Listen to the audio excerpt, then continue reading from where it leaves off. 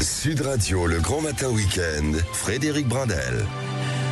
Nous sommes très heureux de vous accompagner en ce dimanche matin. C'est souvent l'occasion de se préparer pour aller faire le jogging ou la sortie de vélo, même s'il fait très froid. Pour le vélo, ça glisse quand même.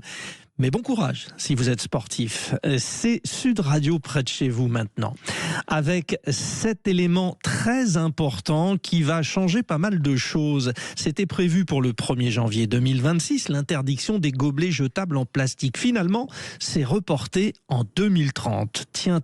Jules Vanier, le président de l'association Objectif Zéro Plastique, est avec nous. Bonjour Jules. Bonjour. Et bonne année à vous, c'est encore le temps.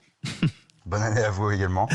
Bon, l'objectif, c'était de lutter contre la pollution avec ces gobelets jetables qui contiennent du plastique. Ils devaient être interdits en France. Il y a une histoire d'écoulement des stocks qui fait que ça repousse. C'est ça, et c'est même encore plus que ça, puisque là, le recul, c'est un recul politique majeur. En fait, on va complètement à l'encontre de l'urgence environnementale et sanitaire liée au plastique. Et là, on parle vraiment des gobelets qui sont en apparence en carton, mais qui contiennent du plastique. Et là, on a un report de 4 ans, sachant qu'il y a aussi 12 mois pour écouler les stocks. Donc, en réalité, on est même sur un report de 5 ans. Et ça va être 5 ans de pollution supplémentaire, sachant que chaque année, il est utilisé des milliards de gobelets dits en carton plastifiés chaque année en France. Et il faut savoir que, en fait, quand on regarde sur ces gobelets en carton, il y a une fine couche de polyéthylène et souvent il y a un petit marquage en bleu avec marqué contient du plastique, ce que la majorité des personnes l'ignorent.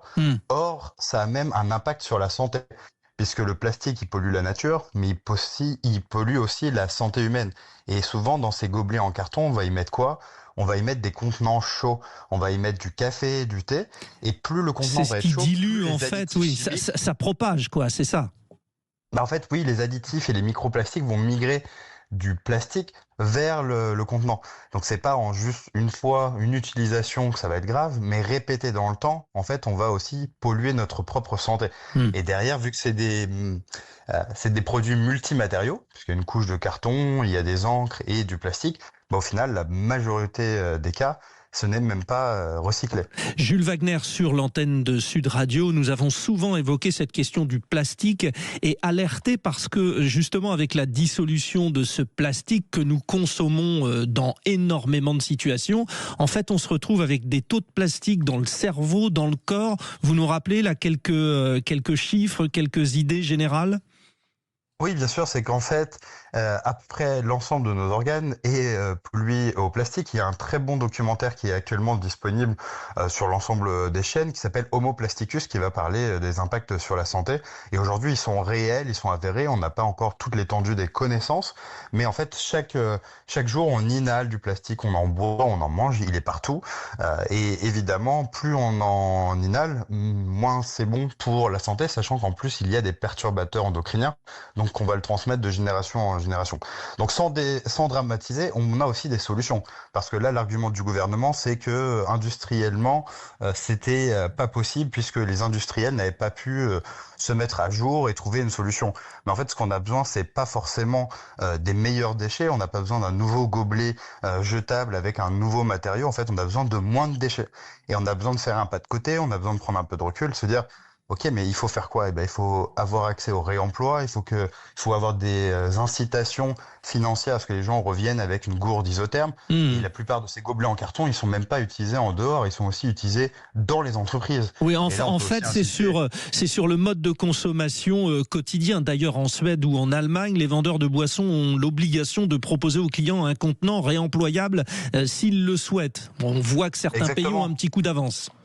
C'est ça, et en fait c'est le bilan technique qui a été fait par le gouvernement français. Eux-mêmes ils disent dans d'autres pays ça marche, ils ont incité et obligé les établissements qui vendent des boissons à offrir une alternative réemployable. Et alors pourquoi 2030, Jules Vanier ? Parce que moi je pensais que c'était justement pour l'écoulement des stocks, mais pas du tout, puisque vous nous dites que c'est en plus un an d'écoulement des stocks. C'est quoi ? C'était politique cette histoire de report C'est complètement un recul politique majeur. Pour l'économie, j'imagine, pour l'industrie, du plastique, tout ça. Oui, pour Voilà. l'industrie du plastique et aussi pour les facilités. Je pense que la nouvelle ministre de l'Environnement, nous, on l'a même pas rencontrée. On n'a jamais eu d'échange avec elle sur le sujet. Elle n'a pas du tout échangé avec les parties prenantes, avec les associations sur le sujet. Donc là, c'est totalement une volonté politique et un recul. Et après, derrière, il y aura 12 mois pour pouvoir écouler les stocks. Ouais. Sachant qu'habituellement, par exemple, sur d'autres sujets, on se souvient des touillettes, on se souvient des pailles, c'était seulement 6 mois pour tous les autres sujets. Là, on va donner 12 mois, sachant qu'on a déjà 4 ans pour trouver une alternative. Donc Un sujet, on va ouais, vraiment un sujet. Alors, marche sur la tête. passionnant parce que ça fait un petit bout de temps qu'on en parle sur Sud Radio. On aura l'occasion de reparler du 7e continent sur nos mers qui est le plastique. Ça, c'est complètement horrible. Mais en tout cas, nous suivrons ce dossier sur les gobelets. Merci Jules Vanier, président de l'association Objectif Zéro Plastique.